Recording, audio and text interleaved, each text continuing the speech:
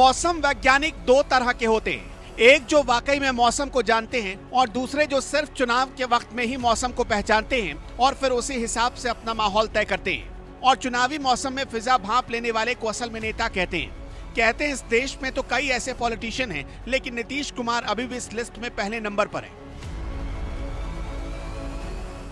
नीतीश कुमार को लेकर लोकसभा से पहले कई तरह के कयास लगाए जा रहे थे, लेकिन चुनाव खत्म हुआ तो सारे कयास धरे के धरे रह गए और नीतीश कुमार किंग मेकर की भूमिका में आ गए और एक बड़ा संदेश दिया कि नीतीश कुमार अब भी बिहार की जनता के दिलों में वैसे ही बसे हुए हैं जैसे कि साल 2005 में थे। ये अलग बात है कि सियासी फायदे के लिए वो वक्त वक्त पर हवा में उछाले जाने वाले सिक्के की तरह पलटते रहे और विपरीत हवा को भी अपने पाले में मोड़ ले आए। समय तो वैसे भी बलवान होता है, लेकिन राजनीति में टाइमिंग का ऐसा कमाल होता है कि जीरो से हीरो और हीरो से जीरो बनने में बहुत कम वक्त लगता है। इसी के साथ नीतीश कुमार की पॉपुलैरिटी को लेकर उठ रही आशंकाएं अब पूरी तरह से खारिज हो चुकी हैं। आप सबने कहावत सुनी होगी, आप मुझे नापसंद कर सकते हो लेकिन मुझे इग्नोर नहीं कर सकते। नीतीश कुमार पर यह बात पूरी तरह फिट बैठती है।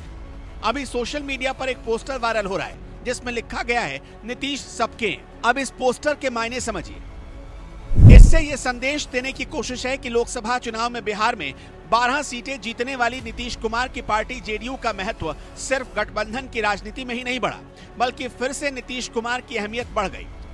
राजनीति के जानकारों की माने तो नीतीश कुमार का सियासी इतिहास ही ऐसा रहा जिसमें वो पाला भले ही बदल लेते हैं, बावजूद इसके पूरी पॉलिटिक्स उनके इर्द गिर्द घूमती रहती है। नीतीश कुमार का राजनीतिक खेल असल में एक बैलेंसिंग फैक्टर है। दूसरी बात, समाजवादी राजनीति का एक आवरण नीतीश कुमार से लिपटा हुआ है। यह बड़ा कारण है कि वो दोनों पक्षों को अपनी सहूलियत से साथ लेते हैं और फिर से मौका है जब सत्ता की चाबी नीतीश कुमार के हाथ में है। इसे विस्तार से समझिए। बीजेपी अकेले दम पर पूर्ण बहुमत तक नहीं पहुंची। अब नीतीश कुमार फिलहाल बीजेपी के लिए जरूरी है। इंडिया गठबंधन भी नीतीश पर डोरे डाल रहा है। नीतीश कुमार बिहार में सबसे बड़ी पार्टी बनकर उभरे हैं। अब सवाल है कि क्या नीतीश कुमार फिर से पाला बदलेंगे, फिर से बीजेपी का साथ छोड़कर इंडिया गठबंधन में जाएंगे? सवाल तो इससे जुड़े कई सारे हैं, लेकिन जवाब सिर्फ नीतीश ही जानते हैं। वैसे उनके करीबी और समर्थक दावा कर रहे हैं कि इस बार नीतीश ऐसा नहीं करेंगे। इस बार वो पाला बदलने जैसी बातों पर ध्यान नहीं देंगे। लेकिन फिर से वही बात है, सियासत में फायदे तक ही साथ है। वैसे भी जब खुद नीतीश कहते हैं कि वो सबके हैं, तो फिर किसी भी बातों को तुरंत खारिज कैसे किया जाए?